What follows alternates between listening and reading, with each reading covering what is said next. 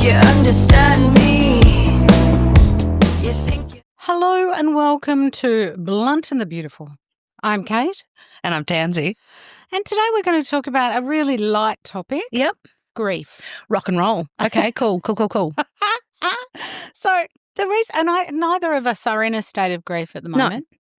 It is a process, but I'm hearing, in my generation of people losing their parents as they get older and how to grieve good.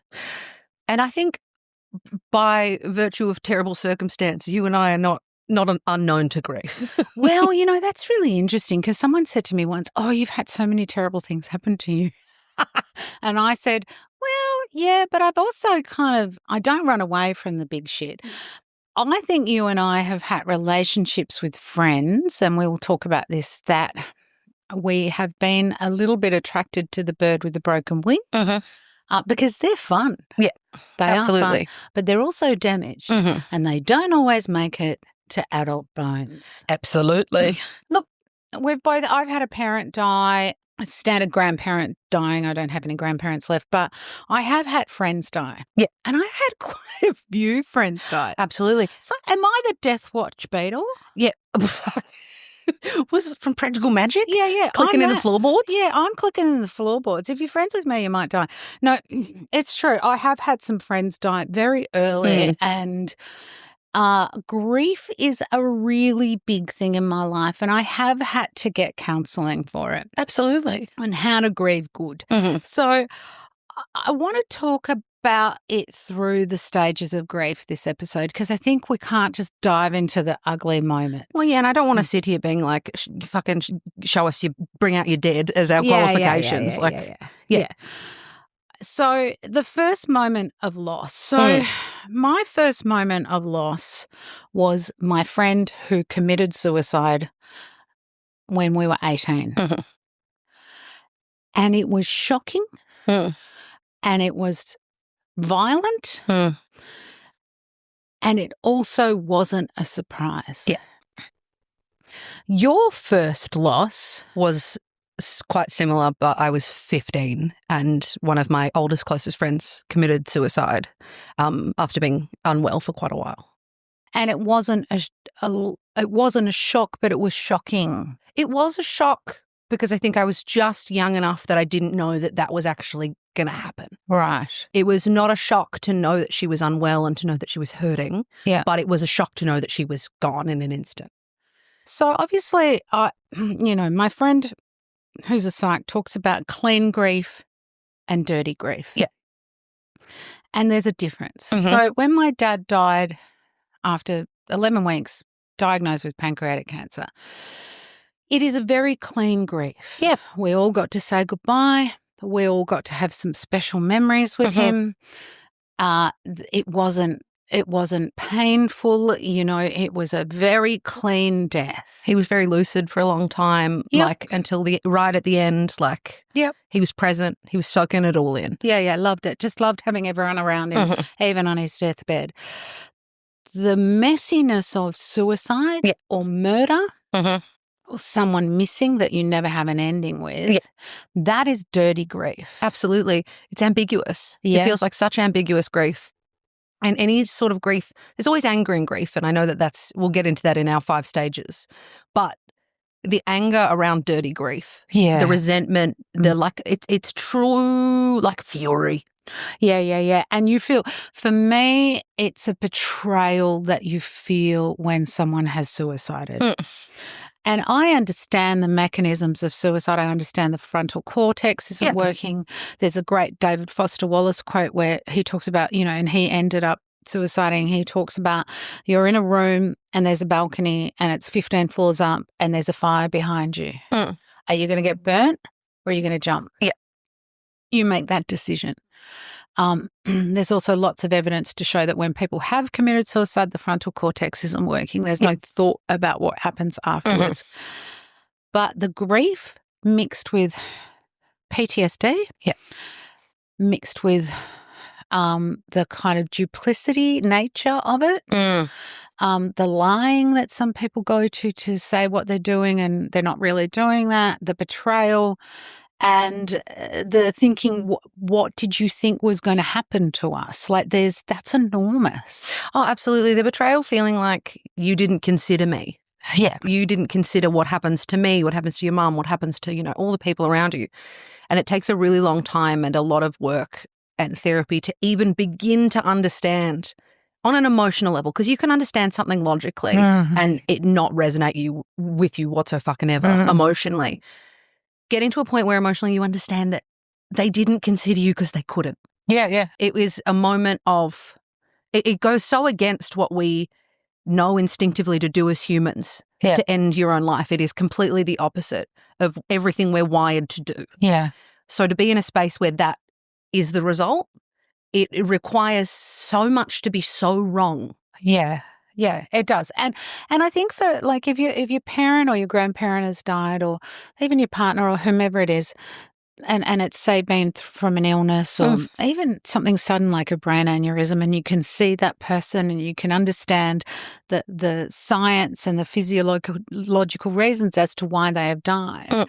But when someone's had their life taken from them, or when someone has, actually completed their own suicide, there is a sense of your brain cannot make sense of it, and you keep going back and going back. And I remember when your friend died, we went to the train station. Absolutely. The day after she died. Yeah. And you had to see it. I had to go there and look at it. But it was your local train station. You knew it very well. I'd been there every day for 4 years or whatever. But that was it. But that changed you because you wouldn't get the train again for the rest of your school life. Absolutely not. Because it was such a traumatic space for me. And to know that something so terrible had happened to someone I loved so much.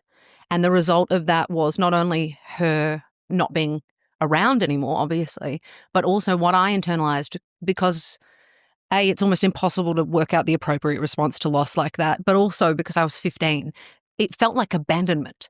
Oh, yeah. It was a full blame game. Like, it just felt like I had been neglected. I had been abandoned, even though I was her really, really close friend. I wasn't her sister. I wasn't her mum. I wasn't. Yeah. But that's how it felt. It was very important for me at that time to heal the generation of what I went through at 18 when my friend suicided and what I didn't get. And it was very important to me that I give you and your friends what I didn't get. Oh, and you did. You were incredibly present and not just, I don't know, you allowed for such release. Think about, oddly, it's a really warm memory, which is a bit fucking off. But after my friend's funeral, a group of us went back to our house. There was 20 of you. Just a little group. No, a group of 20 of us went back and played Monopoly and fucked around and ate, Pizza. I don't know. Yeah, and also party pack of spring rolls that you popped in the oven and the whatnot, pre-wake. And I remember we all started yelling and carrying on and swearing. Yeah. And you were one of the only, not a regular mum, she's a cool mum. She doesn't care if you swear. And we were yelling and yelling and yelling, and there was a friend of mine just screaming the C word at the top of her little lungs. And then there was a ding-dong at the door, and there was a mum there to drop another girl off who was like, oh, what's on here today? Yeah. But you were so ready and willing, well, I mean, not ready, who's ready for that, but so willing to allow for such release and also for the kind of open door policy of it all. Like, we had people in our house every day for weeks. So when she passed and you found out, and I drove to the school to pick you up, and I put you in the closest, I'm going to cry. Yeah. Fuck. No, that's all right. I put you in the car because I knew the only thing that was going to get you through was each other. Yeah. It wasn't me. No. It wasn't teachers. It wasn't other parents. It was just you. Yeah. And I remember coming in with a bowl of barley sugar because I knew you all were in shock and you need sugar when you're in shock. Cordial toasted sandwiches, just fucking, I was watching you process. And I remember when I found out my own friend died, and I didn't see my friends. We all splintered. I think that this is, it can go one of two ways. And I really do think, some of the people I spent time with through that period are still some of my closest friends. Some of them aren't, but I'll love them forever. Well, there's a trauma bond. Yeah. And I think grief can do that for you. So when, I had a really close friend die about 2.5 years ago, and she was sick for a long time with stomach cancer. We thought she was clear. Yeah. And then it came back and she was dead within 15 months. And they did say to her, you'll be dead within 6. But of course, she was a high achiever. And Bless her. I was her main death doula. Mm-hmm. Myself and one other friend of hers were the ones she would ring and go, this is fucked. Oh, absolutely. So we pre-grieved together. She's got 3 young kids. We had to do that together. And we would have big talks about the universe and, but her grief, as she knew there was nothing else to be done and they had tried everything, was fucking enormous. Oh, absolutely. And to the point that I said to her, you're so busy being angry and that you're missing it. You're missing these last months with your kids. Yeah. Fucking knock it off, mate. And she said, tough right. love queen. Yeah. You're missing it. You being angry. I said to her, I could get killed tomorrow by the fucking 72 tram. We don't know. Absolutely. It's fucking enormous. Oh, it's just fucking huge. Yeah. And I think that the grief afterwards, a lot of it was relief because it's a painful, horrible death that she went through. And a horrible, horrible illness. And a terrible illness. And the grief was very clean though. It was. And even her funeral service was beautiful. It was beautiful. Yeah. It was a lot of people being like, God, I love you. Well, and one of the things she said to me when at the end, she said, can you organise my funeral service? Because I want it to be different. I mean, she and I had been quite mad about it. In fact, that I said I was going to bring everyone face masks of her face and hold them on sticks. Well, this was the thing. It was a funeral service without religion, which in a lot of ways was beautiful, but did lack structure. It was very long. So I had to, corral that shit. And I do remember how the grief was so heavy. Some of the speakers were just so fucking heavy that I got up there and told jokes because Katie did a tight 5. Yeah, because she was fucking one of the funniest bitches I know. Hilarious. And she would have been texting me going, this is fucking bullshit. But I think it's that moment where at a funeral you feel like this is your final opportunity to kind of throw yourself on the tombstone and show everyone how much you loved this person. Oh, the professional wailers. Yeah, it's a bit... You know that scene in Fleabag where she's like, I have all this love for my mum and I don't know where to put it now? Yeah. And Boo's like, I'd like some of it if you care to share, which... Interesting segue because I did do a section from Fleabag in her speech. But, did you? Yeah, I did. No, so grief, obviously I spoke about giving you barley sugar, shock. Friends, those sort of things. You need to be around that. You need to wear the thing. You need to hold the thing. I went to school every day. Because you needed your community. I went to, I remember the day after, this is fucking dark laugh, Tans, but whatever. The day after my friend died on the Saturday, on the Monday morning for school, I remember at like 6:30 standing at the foot of your bed like creeping Jesus in my fucking tights and skirt, being like, can we go to school yet? And you being like, no. Yeah, It's but not you know open, why? babes. Because it's not real until you're there. Absolutely. Every single one of those decisions you made, you kept going to the musical rehearsals, you kept going to whatever it was. It was every time you did it, it was a peeling off of the realness. Absolutely. So for me, 1989, my friend dies. I got told on the phone at work at my little job. I don't remember what happened after that. I think my sister came down and got me. She worked in the city. Somehow got home. I was given a lot of Xanax. Yep, cool. I was not given any conversation. None of us were. No. My friend's sister organised the funeral. Yeah. The one thing I remember was carrying, they were Russian Orthodox, was carrying the cross out. She said, oh, you were her best friend, so you have to carry the cross out. Yeah. Which was always really resonated with me later.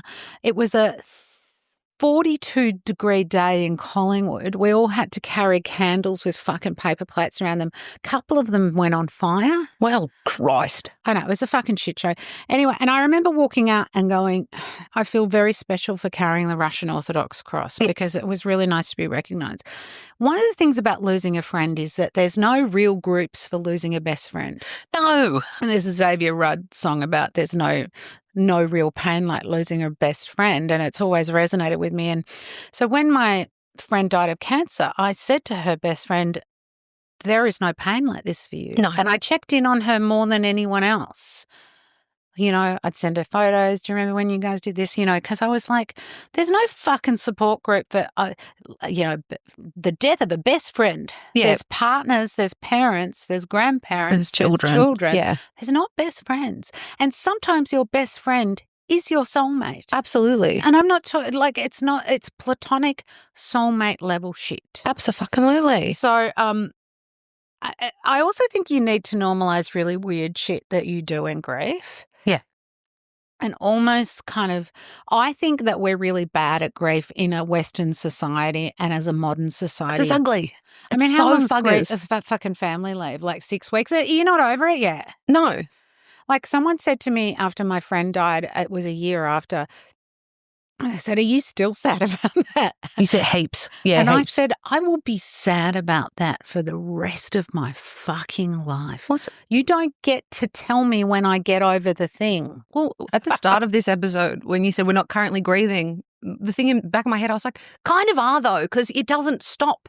It's No, it doesn't waves stop. and it's ebbs and it's flows, and you get better at it. You get better at managing it. You get better at understanding what you need. Yeah. But it doesn't hurt less. Well, you know, when I was thinking about this episode, one of the things that's always fascinated me is the Victorian aspect of grief.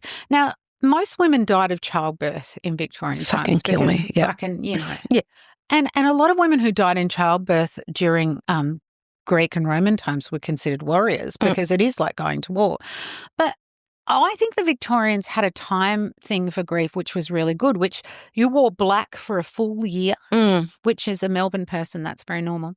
And then you and I, neither of us wearing black right now, very off-putting to me. no jewellery except for memento mori jewellery, which is, you know, like the hair pieces woven or the rings. You lock it. Heavy crepe fabrics, no veils, no embellishments, really austere. Minimalist. Almost punishment. Yep. And then you go into the second morning. So if you were a widow, you had 2 years of wearing that. Then after that, you got 6 months of wearing lighter fabrics and some ornamentation allowed. But then you went into half mourning after that, which was like a year after that. You could have grey, lilac, lavender, gradual return to life. Jewellery and fashion was allowed back in. But it was also the transition from black, grey to lavender was symbolic to let others know you had suffered a loss and how to approach you. Now, I received an email the other day from a woman whose baby died a week after it was born. That's horrific. And she has started this business that has cards on it. It has these cards, and when you go to an appointment, if you're in early grief, it says, please be gentle with me. My baby has just passed. Oh, God. That's a beautiful, beautiful idea, though. Yeah, but if someone handed me that, I'd be fucking rocking in a corner. Like, what do you need? I'll come and fucking clean your house. Well, we just did our boundaries there. Yeah. But seriously, because that old session, you don't know what anyone is going through. So no, absolutely. A friend of mine's mum committed suicide. Fucking terrible. Yeah. And I said she had to go to the police station and be told. Yeah. At the police station. Like horrific. Yeah. Fucked. And From the she jump. comes out in Sydney. She comes out onto the busy street. And there's people with coffees and there's this and there's everyone yapping on the phone. And she said she just wanted to scream, but my mum's just died. And life goes on around you. It's in that space, though, it is the most infuriating thing. Yeah, how, you know, that old poem, Stop All the Clocks, Give the Dog a Bone, you know. I remember standing on the edge of the oval the day after my friend died at school and watching all the year 7 and 8 boys play soccer. and being like, I want to stab your soccer ball. I fucking hate you. I hate you for playing right now. How could you play right now? Like, Yeah. and they didn't even know her.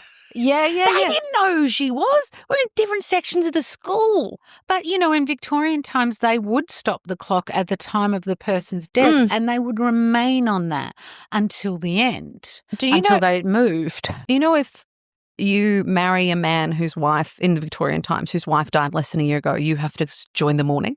Oh, wow. So if he marries... And everyone will say, he's moved on too quickly. Absolutely. But she's got to wear a little black dress for a woman she never knew. Yeah. Love that. I mean, Let and 'em know. grief is really like... We take photos and things for granted. I mean, death photos in Victorian times are really popular because that's your only time you're going to have a photo usually, and it's of your dead baby. God, that's fucking dark, dude. Yeah. But it is fucking dark. And now, so I remember you started therapy and then your friend died. Yeah. And you started therapy for your disability and your neurodivergence. Yeah. But then it turned into, and I remember saying to your psychiatrist, something, where we are. And she said, right now, I'm trying to stop the grief turning into depression. Absolutely. She said, I want just grieving. Yeah. For however long that takes. I don't want that to turn into a depression, which at 15 is very easy to then you go, well, that's it. That's my only answer. Yeah. And I think, God, after my friend died when I was 15, it was such a true, like, life-altering moment, right? Oh, yeah. You know what? That's when you grew up. Oh, absolutely. Because you can't undo that. No. And then it was interesting it's not interesting. It was absolutely fucking diabolical. When I was 22, another good friend of mine committed suicide while we were at university. And the loss of the second friend to be lost to suicide, I had a real I actually can't do this again. I don't have it in me. Yeah. I don't. I'm tapped. I already did it. I was barely over it.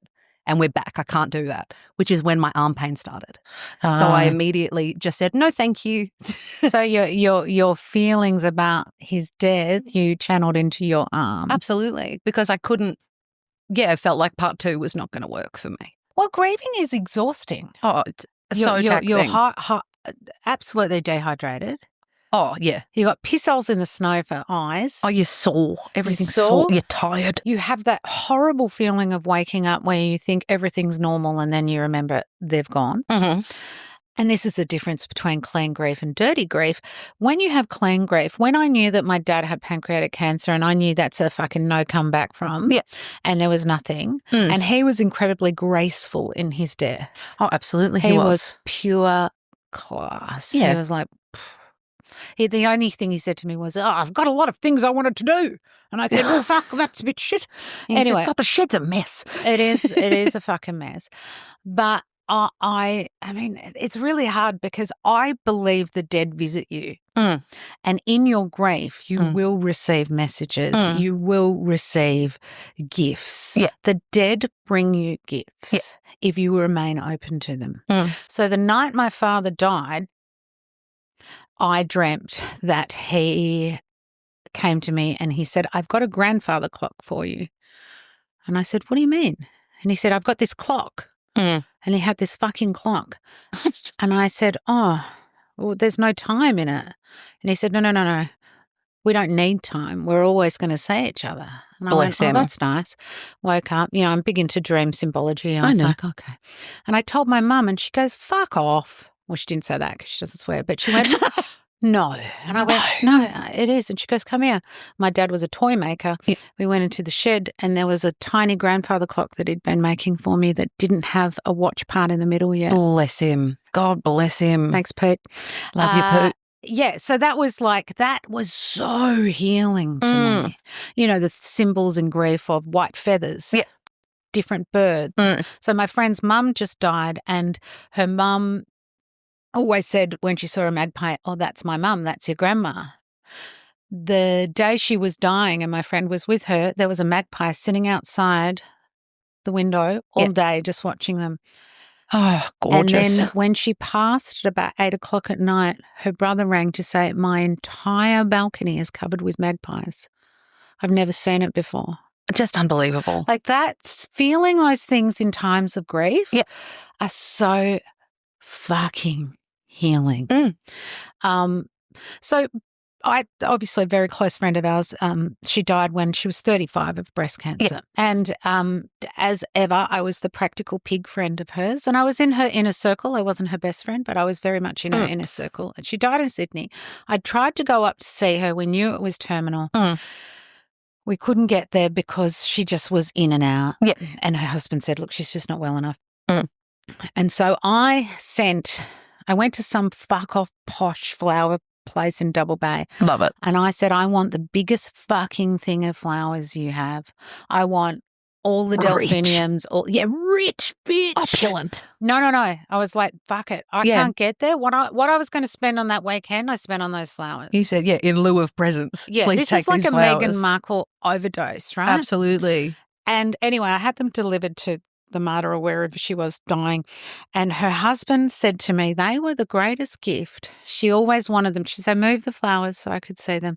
And that's all anyone talked about when they'd come in. Bless. Because it was a kind of beautiful, safe thing to talk about as someone's dying. Yes. And he said it was fucking great to not. But the point was, then when she died, her husband and son came down to stay with us, and it was very traumatic for him to see everyone in Melbourne for the first time.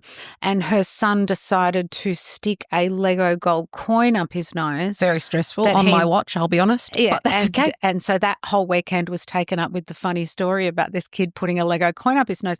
I said to him, look, if you need me to divert any issues during a death, more coins. We're going to use that kid like a vending machine. But, it's really hard to maintain that grief. And I think it can spill over into depression. Oh, absolutely. I mean, for you, when you started to do the work on your pain with your pain psychologist and realize that part of your grieving was going into your physical self, did you then have to feel his passing? A bit. No, God, I'm really, unraveling on the pod. A few years ago, I did a shit ton of EMDR with my psych. Because homegirl's got that complex PTSD. So I did a lot of EMDR with my psych around kind of going back chronologically as well. So talking about loss from my friend when I was younger and working through that. Because I think there was still felt a lot of responsibility without the context or perspective to understand that I was actually 15 years old. Baby. I'd barely had my period for 2 years. What am I going to do? Like, I don't know anything. So then we had to work through that. And then after that, worked through my other friend's death. And a lot of the kind of, I felt quite a lot of pain. It was really hard. It was really, really hard. And I think I took on, because I had lost a friend before, when my friend who died at uni, he had a lot of male friends, and they were very masculine male friends. And they were so truly shell-shocked. When they got the message and we were all told that our friend had died, they thought it was a joke. And then because I had kind of been like, not my first rodeo, I took on a real caretaker role because I was like, let's outrun these thoughts, mate. Let's outrun me feelings. And I can actually help because this is a group of people that really need someone. And so I did that instead, which in some ways I did feel really useful, and that was helpful to a degree because I really, at that point I was like, I could lie down and actually not get back up for a while. Yeah. And, it's the same thing. Like I was in Tassie at the time, and I remember you saying, do you want to come home to Melbourne? And I was like, well, if I come home to Melbourne, I'm not going to go back. Yeah, okay. I got to stay. That's brave. I just knew. I was like, I'm a little bit cliff's edge within my own resilience, so I've got to just stick to it or I'll fuck it up. And that's, that's the suicide. That's the incredible kind of shock of it all. What I do want to talk about is the funny shit that happens when someone dies. It's fucked. So I'm going to tell a story about my husband's mum who was dying, actively dying in a hospice. Everyone's standing around waiting for her to die, all the kids. And one of the siblings, Dave's siblings, did a fart that was so loud it reverberated around the room. That's beautiful. And it was literally the death watch. Yeah.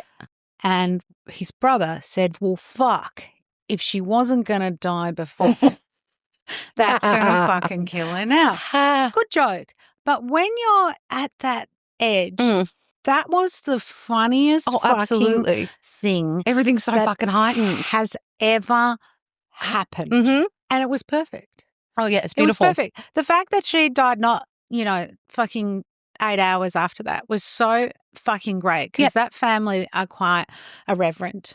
Yeah. So that was fucking perfect. I think about a lot with your dad. Oh. Because I sat by, I was doing the bedside vigil for a few days before he died. Maybe 12 hours before he died. There was a TV in the other room. He's in the bedroom in his hospital bed. Other room, there's a TV. I maneuver his bed so that he can kind of watch the TV and hear it through the door. He has pretty much gone nonverbal at this point. He can barely talk. And we're watching some fucking crime procedural bullshit. Yeah. And every time they revealed some part of the story, he'd go, like, yeah, knew that. But what about when they revealed the murderer? Anyway, at me. I was, 18, sitting there reading my fucking John Green book, being like, did you know that? Did you, mate? Yeah. Listening to your radio. That's so funny. But, so I did a post about when my dad died, what we buried him in. Yes. Because, that's a big thing, right? What are you going to put him in? Now, my dad, as I said, engineer, toy maker, irreverent motherfucker. Jolly Christmas. fellow. Yeah. He loved Christmas like no one. Like he was Santa Claus. Yeah. So we buried him in his jeans, his Wranglers. His work jeans. His work jeans. His work rugby top with paint all over it. His red felt Pope slippers. That were a gift from you, weren't they? Were they and not, he loved lady? them. He called them his schlips. Yeah. And 3 or 4 different Christmas cracker hats. Yeah. And I said to the undertaker, you have to make sure that they are piled up because I have many photos of him where he would wear as many Christmas hats as he could. And he often had to wear them quite a jaunty angle because he had a lot of hair, quite curly hair, head a little big for the hat. So often a split hat. Yeah. So he had to kind of jaunty angle to Jenga them. Yeah, he jengered his hats. And the undertaker said, I don't think I've ever seen a family as comfortable with death as you are. And I was like, well, my mum was a nurse. And, Absolutely. But so, that's what we buried him in, plus a cacophony of death gifts. Absolutely. Offerings, special baby. things, And so I did a post about it on TikTok and a woman said, that is just so terrible what you buried your dad in. Oh, my God. And I was like, I don't give a fuck what you think. But all these people telling me these hilarious stories of what they buried. And one woman who buried her 2-year-old who died of cancer in her favourite Mickey Mouse fucking slippers, dressing gown, combo and ears. Love it. I'm like, fucking yes. Whole kit and caboodle. If Let's that's rock. going to help your grieving process, Let's do it. put the Mickey Mouse ears on the baby. Absolutely. Yeah. Like it's totally, that for me also telling people they should be over something. Oh, it's cruel. Yeah. You don't get to dictate. I mean, the 5 stages of grief is true, but it's also not linear and it's not, you get through them and you're done. No, You go because back and I forth didn't and back and grieve my forth. dad for a year after he died. You didn't have time. Because I was at the Austin every 5 minutes with my brother. Absolutely. And I couldn't and my brother didn't grieve my dad for 3 years because he had to be in full remission. You have to park it. Yeah. And that's really hard. But I say that grief is a tax that you have to pay or the interest gets higher and higher and higher. We've talked about this before with the boundaries, is that if you don't acknowledge what's happening, if you don't come to terms with it, if you don't sit with it, if you don't process it, it becomes for me, fucking sore elbow, mate. Yeah. But it becomes psychosomatic. You create physical manifestations of the things that have hurt you. Yeah, totally. And I think, I'm seeing people at my age now starting to lose their parents. And I'm kind of surprised that some of them seem shocked. It's like everyone's parent dies. Yeah. And that's a really big one. You have to kind of accept that it is going to happen. You've always said that you're not going to let Dave and I die, but I'm telling you now, we are going to die. Then you put me in charge of pulling the plug if need be. So what are we going to do? Well, that's important. Why don't people have wills? The minute you have a child, you need to have a will. Who's going to look after your babies? Don't just assume it's your sister. Absolutely. You have to have it fucking written down. Yeah. And that's the hardest decision. Who's going to look after your babies? Yeah. What happens to the property? Like, you have to think about those things. I'm really shocked that people don't have. I think people are avoidant because it's really hard. It's really hard to come to terms with this idea that this life you've built can be gone. It's really scary, and I don't mean that that's a good enough excuse, but it makes sense to me. There is logic behind the avoidance. Yeah, it is uncomfortable and it's expensive, but you do it once and then it's done. You are the most pragmatic woman in the world, though. So you're sitting here being like, I don't care about your feelings, fucking write it down. No, but I was very sensible. I went through everything in our house and I said, who wants what? I don't want no fighting after it's done, kids. There is a folder with fucking paintings and drawings in it and little colour-coded stickers. Yeah, everyone's got something and you know what's happening. Absolutely. And I've got very strict rules: jewelry, paintings, art, photography, fucking tchotchkes. Yeah. You know? Loves it. In terms of grieving, I wrote some things down that I think you need to do when you are in the midst of grieving. Drink a lot of water. Drink more than you think. Get in the Powerades. Do you know what I mean? Electrolytes. Yeah. Get a salt lick like a rabbit. Yeah. You're going to have no water in your system. Yeah, you are. Yeah. You are. Try and eat something. Try and sleep. Even if you go to the doctor and say, give me something. Absolutely. You have to, because sleep is when you process. Yes. That's really important. Yeah, absolutely. Lower the bar. You don't have to hit those goals. You don't have to get your 10,000 steps in when you're grieving, mate. Your body will be so fucking sore. One of the only things that was not even positive, but is true about grief that I found is that you realise that none of this shit matters. None of it I don't have to do matters. my daily walk. I'm really fucking sad. Yeah. It doesn't matter. Yeah. Say no to shit. Absolutely.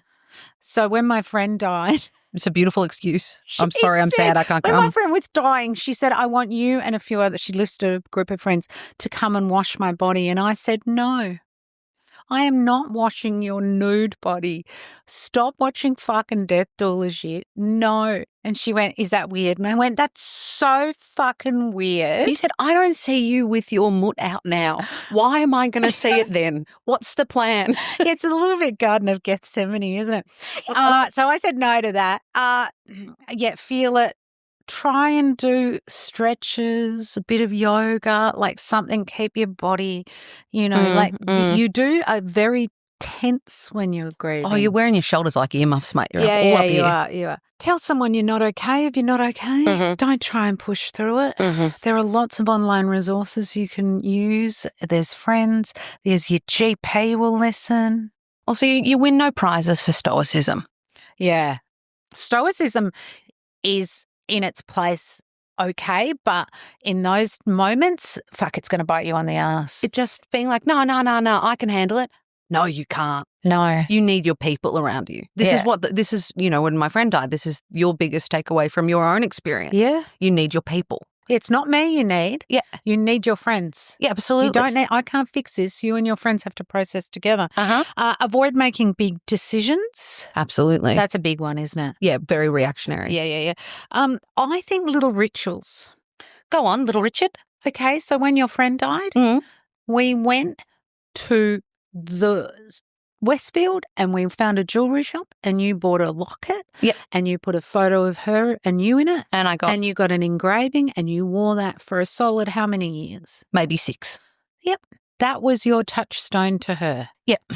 It was either that or us going to get a very bad tattoo about it. So we're very grateful with do you what we remember did. I said to you, if you need a tattoo to remember your friend, then you weren't very good friends? Well, that was confronting. I was 15 and I thought, oh, put it on me. Yeah, but that locket was much better. It was much better. And I'm a believer that when you're ready to take it off, it'll just, like that was 6 years? Fucking A. Yeah. That was a shit time. It was awful. Take the 6 years. Also, you're not crazy. You're just really fucking sad. Yeah, it's massive. And there is a lot of magical thinking that can happen in those times. Yes. You can start to see signs everywhere. There are some things that just happen that you can't explain it and you have to trust it. Every year for 13 years on my friend's birthday, I have gone on a walk and seen yellow flowers. That has happened every year on her birthday, and I don't notice them any other day of the year. And on her birthday every year, I'm like, hey, girl, How are you? Isn't that beautiful, though? Yeah. I think that I personally believe that when you die, energy is just transferred. Yep. So the energy that shifts from the body. So seeing my dad died 10 minutes before I got there because we had to come from the Austin, and the energy was still in the room. Yes. And the energy when my dad died is the same as when my children were born.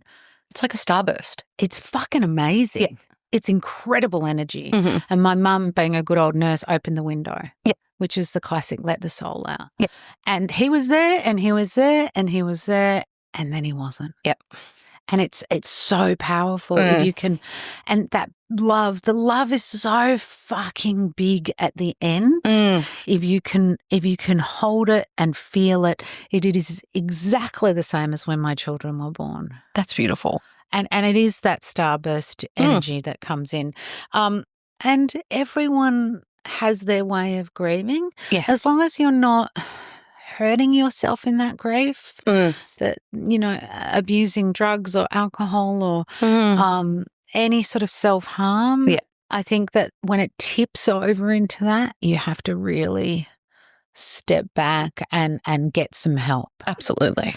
And don't tell other people, aren't you over it yet? Yeah, don't be a dick. Yeah, but people who haven't been through it don't get it. Oh, no, it's really, I know, I don't mean to sound exclusionary about grief, but I don't know, count your blessings. If you don't get it, you don't get it. And I feel like people are ignorant and callous because of their ignorance. Yeah, the Suicide Survivors Club. Yeah. There's a very small and painful, experience to go through that. The loss of a parent early, the loss of a sibling. I've got a friend who's the last one of 3. Yeah. Like, that's fucked. It's cooked. It's really fucking hard and heavy. And, there's no rules for that. But I think there's a lot of good grief support out there if you need it. And I don't think you should be afraid to ask for it, because I have asked for a lot of help in my life and I've always grown through it. And you need the support. Grief is not, no man is an island when it comes to grief. You need people. And sometimes if the people around you, it's the circles of grief. You can't grieve inwards, right? No. You need to seek external. Yeah. You can't, if my friend dies, I can't go to her sister and be like, oh, fuck, I'm sad. Yeah. Because she's just lost her sister. Exactly. Well, this has been lovely and sad and hard. And if you are listening today and you're struggling at all, please look up online, get some support. We'll put some supports in the bio. Yeah. Okay. Thanks, darling. Love you. Love you.